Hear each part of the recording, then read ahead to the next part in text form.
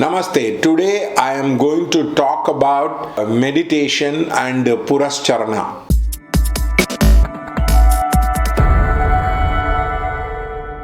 Now somebody had sent a query, can you elaborate about Purascharana? Purascharana is a methodology which is being told in the textbook. For example, if you chant 1 lakh times, 10,000 times havan has to be given, of which 1,000 times the abhishekam has to be done, 100 times the nevedyam has to be given. That is 1/10, 1/10, 1/10. It will be done 5 times across. The first is the chanting, the second one is the homam, third one is the abhishekam, fourth one is the puja, and the fifth one is bhojana. Now this is considered as the Purascharana.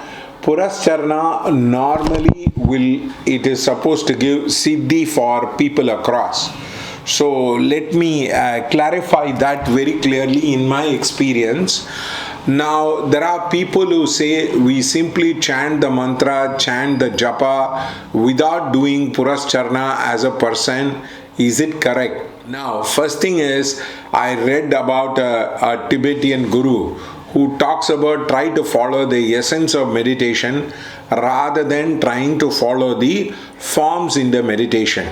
So, if you can sit down and chant, that itself is very good. If you can chant for 1 hour, that itself is very good. So it does not really matter whether you are following the Purascharana, you are following according to the scriptures.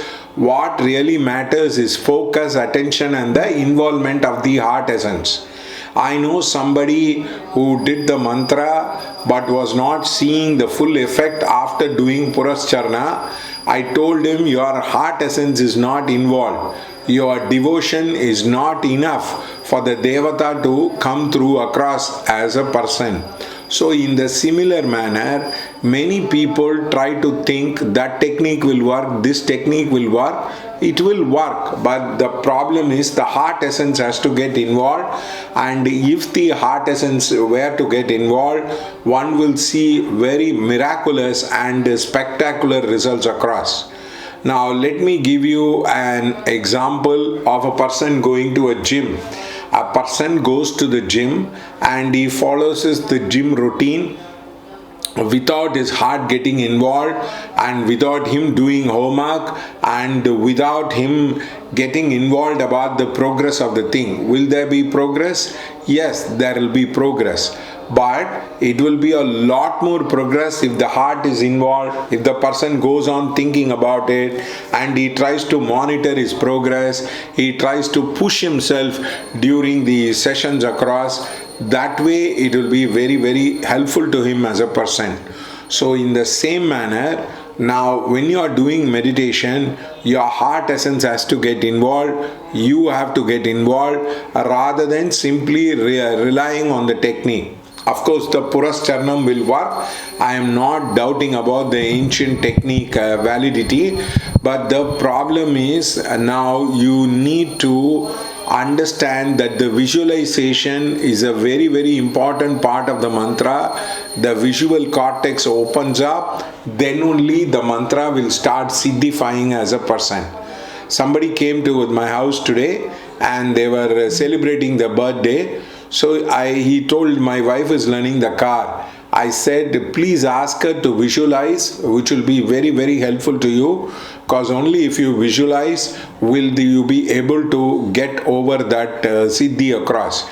So in the similar manner, you can practice any kind of the thing, but you should be willing to visualize. Your visual cortex has to open up. Then only there will be a lot of progress in the meditation. For the visual cortex to open up, your heart essence has to get involved. You are emotionally, you have to get involved. Then only the impact will be there. Purascharana is a wonderful technique. If you can do it, it is very good. But imagine now Purascharana can be done for yoga also. Now you take Surya Namaskara. you do the entire set for 108 times, and you do the individual asana within the Surya Namaskara for 108 times. That is in a way Purascharana across. Now, for example, if you are doing a thing, you do it holistically, you do it aspectual wise. That is the meaning of Purascharana. Sometimes you might find it very difficult to get people for bhojan, because they might say, no, we are not interested in coming over.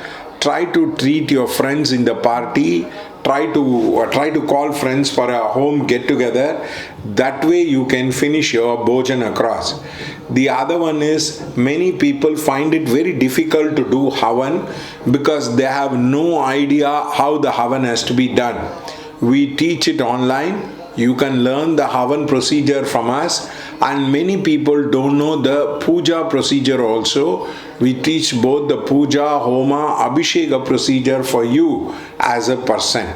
So that is the meaning of Purascharana. The 5 elements are getting involved: the ether, the earth, the water, the fire, the air. All the 5 elements are to get involved. That is why you break it up at 1/10, 1/10, 1/10. You can also do the reverse manner. You can give 100 people the food.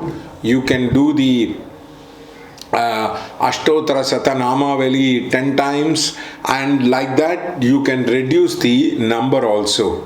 Either you can do the japa, homa, puja, abhisheka and the as bhojan. Now you can also do the reverse manner. You can do the bhojan, you can do the Ashtottara Satanamavali, you can do the puja, then you can do the havan, then you can do the parayana. Both ways it can be done.